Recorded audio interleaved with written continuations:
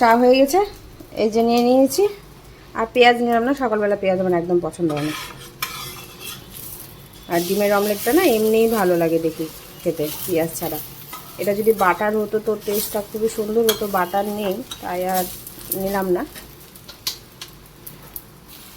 দ্বীপ বেরালো, চারিদিকে লাইট বন্ধ করলাম।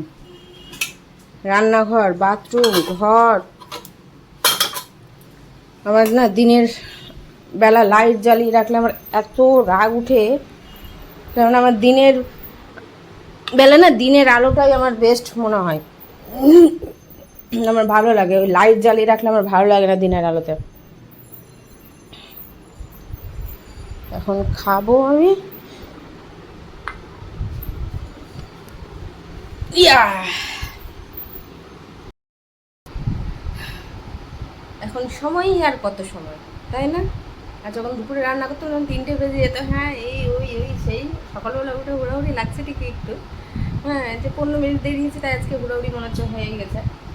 কিন্তু না, দেখছি যে ঠিক টাইমের মধ্যেই রিজার্ভ হয়েছে। মনে হয় 10:15 বেজে গেছে। দ্বীপ যখন মানে রেডি হয় আর কি, খাবারটা প্যাক করে, তখন দেখছি মাত্র 10টা বাজে। আমি যা টাইমের মধ্যেই হয়ে গেছে। আমি ভাবছিলাম যে খাওয়া দিতে পারবো কি পারবো না, পটল ভাজা যে খাবারটা ঠান্ডা করতে পারবো কিনা, অনেক মাথার মধ্যে ঘুরছিল।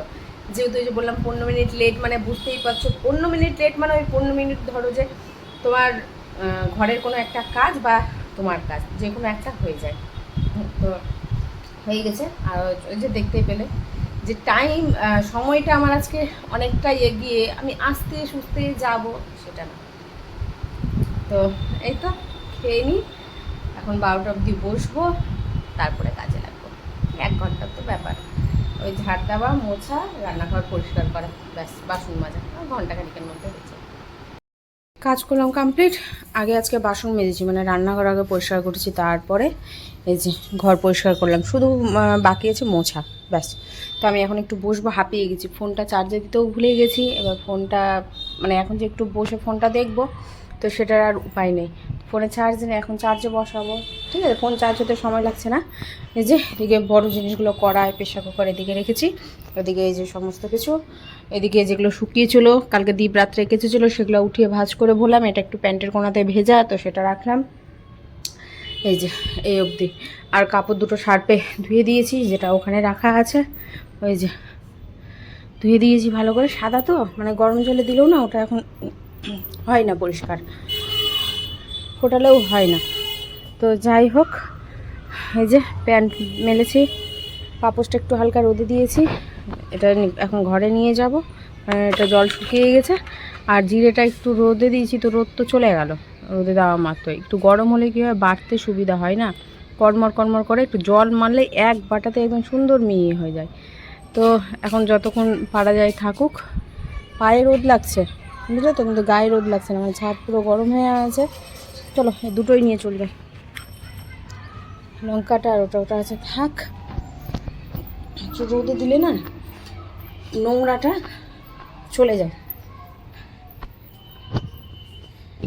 এই অবধি এখন একটু বসি আমি, এটা থাক, একটু ঠান্ডা হোক, গরম হয়ে আছে রোদের তাপ তো। তারপরে প্লাস্টিকে বা টিফিন বাটির মধ্যে ভরে রেখে দেবো। লঙ্কাটা ঝাল আছে বেশ ভালোই। আর এখন এই যে জল ভরবো, বোতলে জল ভরবো, মগে জল ভরবো। পণ্ডিতকে ঠান্ডা জল দিলাম, পণ্ডিত ঠান্ডা জল খেলো। তো এই হচ্ছে এখনকার মতো। তো আমার অবস্থা এই, একটা না কাজ করলাম তো জলের কাজ অনেকটাই করতে হয়। এবার জল মানে রাত্রে বাসন মাজছি না, এবার রাত্রের বাসন থাকছে। রাত্রে যেহেতু রান্না হচ্ছে, সকালে তো ওই হালকা পাতলা রান্না হচ্ছে, যেটা আমিও চালিয়ে নিচ্ছি। এবার রাত্রে সারা একটা কিছু রান্না হচ্ছে, এবার সেটার বাসন, খাওয়ার বাসন, এবার সকালের সেই এত বাসন, বলতে বাসন মাজছি কিনা। আর হাঁটুর তো অবস্থা তোমরা জানোই। তো আবার দেখছি হয়ে গেছে। আর মলমটা যে আমি কোথায় রেখেছি, অল্প ছিল জানো, ওটা বেশি না, 3 দিন দিলে আবার ঠিক হয়ে যাবে। কিন্তু আমি মলমটা খুঁজেই পাচ্ছি না কোথায় রেখে দিয়েছি গুছানোর চক্করে। না এখন গুছানোর চক্করে ফেলে দিলাম তাও বলতে পারছি না। মানে দুটো আছে, মানে ওটা নাই একদমই টোটালেই শেষ। আর একটা কি করেছিলাম, কেটেছিলাম কাঁচি দিয়ে।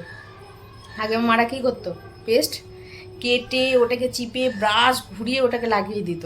তো ওরকমভাবে চেষ্টা করছিলাম, একটুকু ছিল না ওটাতে। তো ওটা কোথায় রেখেছি তাও বলতে পারছি না। তো যাই হোক, একটা জিনিস ভালো, দ্বীপ 2 দিন ধরে স্নান করছি বলে আমি একটু ধূপকাঠি দিয়ে চলে যেত, তো ওই ধূপকাঠি দিয়ে চলে যাচ্ছে। তো এই আর কি।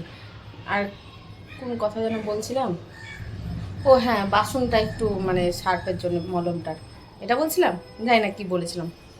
গরমের চোটে একদম পুরো লাল হয়ে গেছে মুখটা। তো ঠিক আছে, মানে যেখানে থেকে বড় হলাম, ছোট থেকে বড় হলাম, পরিষ্কার ছিলাম, সেখানে গিয়ে এখন আবার কালো হয়ে যাচ্ছে। আমি ভাবা যায়, মার বাড়িতে গেছিলাম, দেখতে পেয়েছিলে চোখ মুখ আমার একদম পুরো কালো হয়ে গেছিলো, পুরো কালো। হ্যাঁ, আর দেখো এখানে আসলাম, মানে আবহাওয়া, বুঝতে পারলে তো, মানে ওয়েদারের একটা পরিবর্তন থাকে, যে ওয়েদারটা এখন আমার মানে মালদাতে শ্যুট করছে না। শরীর, হাত পা, মুখ পুরো কালো হয়ে যাচ্ছে। আর এখানে দেখো একই কাজ, কিন্তু মার ওখানেও টুকিটাকি কিছু কাজ, হালকা পাতলা কাজ হচ্ছিলো, তাও কিছু কাজ কমে যাচ্ছিলো, যেহেতু বুনো ছিল, মা ছিল।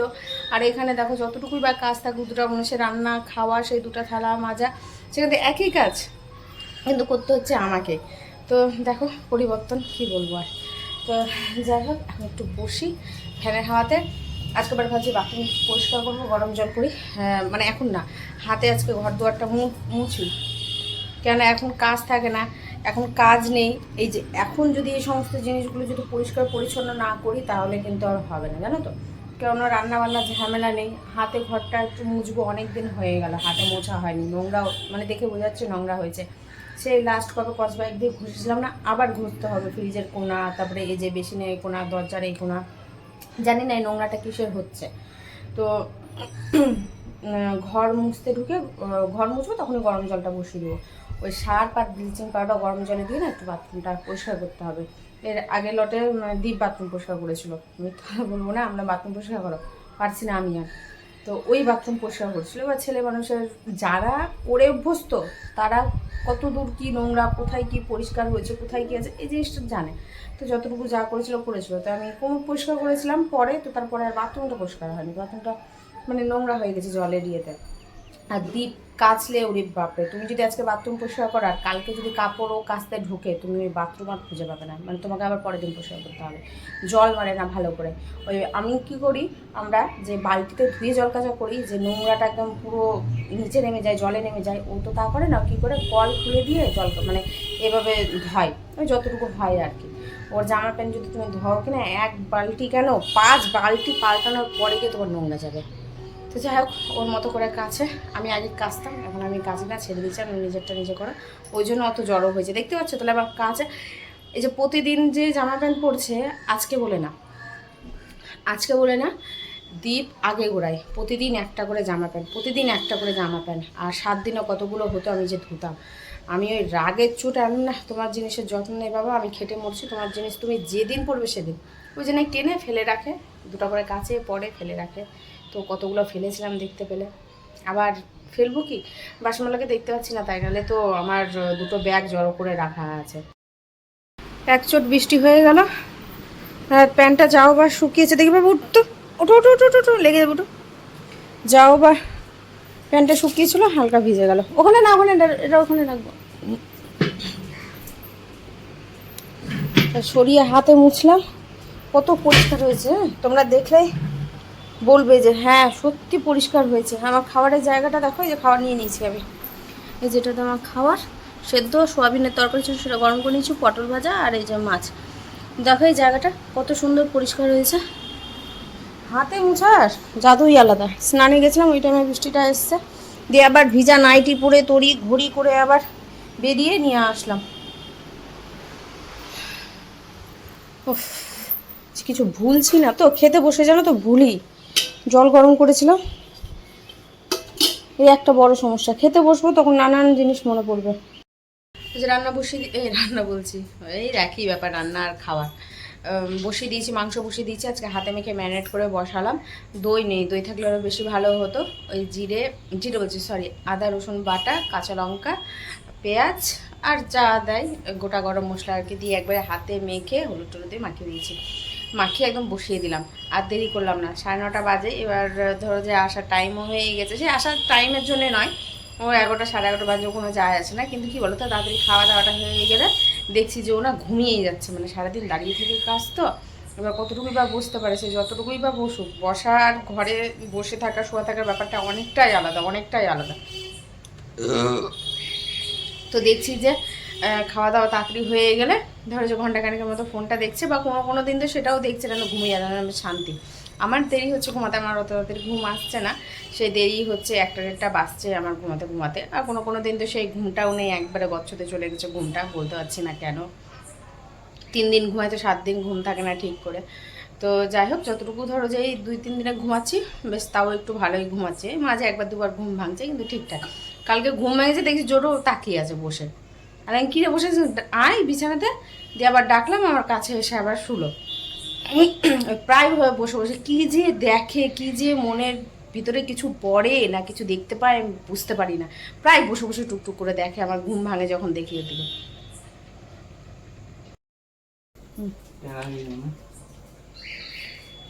আজকে কাজ করেছে বর আমার, এই যে টিফিন বাটি প্লেট সব বার করেছে।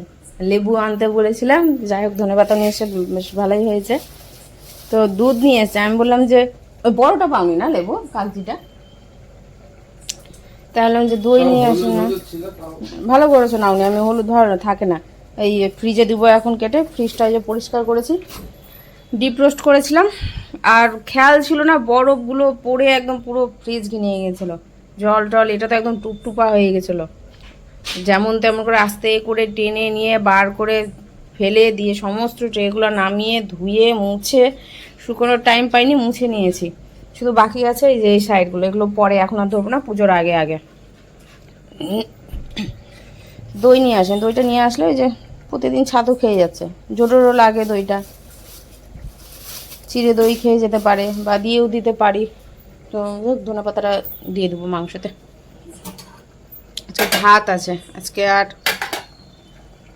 রুটি করলাম না, আটা মাখাই ছিল, তো বারও করেছিলাম ছোলা, তারপরে আটা, ওটা সরষে পেয়ে যাবে দেখতে তোমরা, আর রেখে দিলাম, থাক ভাতটা খেয়ে শেষ করি, নাহলে থেকেই যাচ্ছে অসহ্যকর, প্রতিদিন 2 মুঠ করে ভাত থাকছে, আর ভাতের মধ্যে ভাত দিতে হচ্ছে, তাই আজকেও থেকে যাবে খেয়ে ভাত, তো ওটা আর কালকে দেবো না, কালকে দীপকে লুচি করে দেবো, যে আটা মাখাটা আছে, পরোটা করেছিলাম তো ওটারই আটা, তো লুচি হয়ে যাবে। লুচি কয়েক টুকরা চিকেন রেখেছি, কয়েক টুকরা নয়, 2 থেকে 3টে আছে, ওকে ছোলা দিয়ে ঘুগনি দিয়ে লুচি দিয়ে করে দেবো। এখন এখন গেট লাগানোর কথা বলবে, খুলো তাড়াতাড়ি, এখন ওই খেলবে, তাড়াতাড়ি খুলো, দাঁড়াও আমি চেয়ারটা নিয়ে আসি,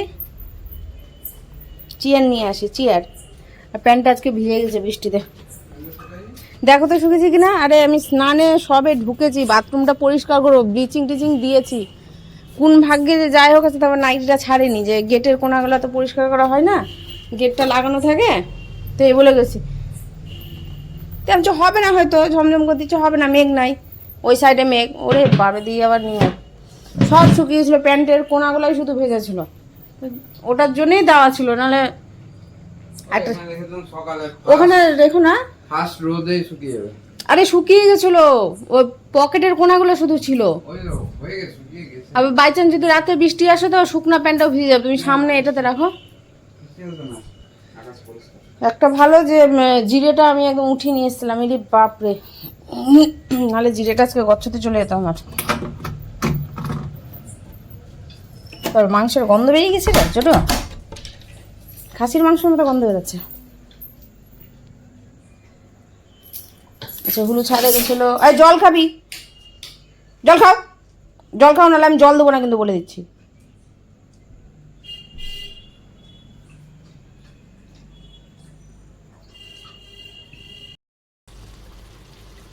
মশলার গন্ধ করছে, আর একটু কষাতে হবে, আর 10-15 মিনিটের মধ্যেই হয়ে যাবে মাংস।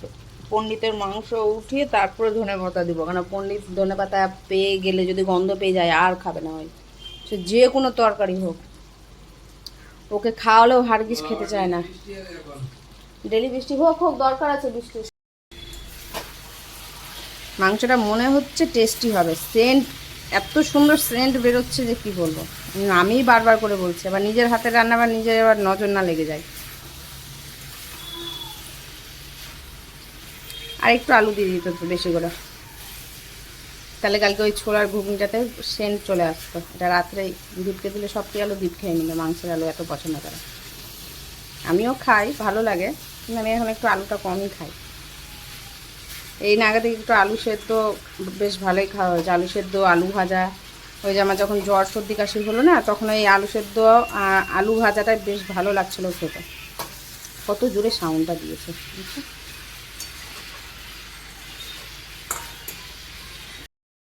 চিকেন কষা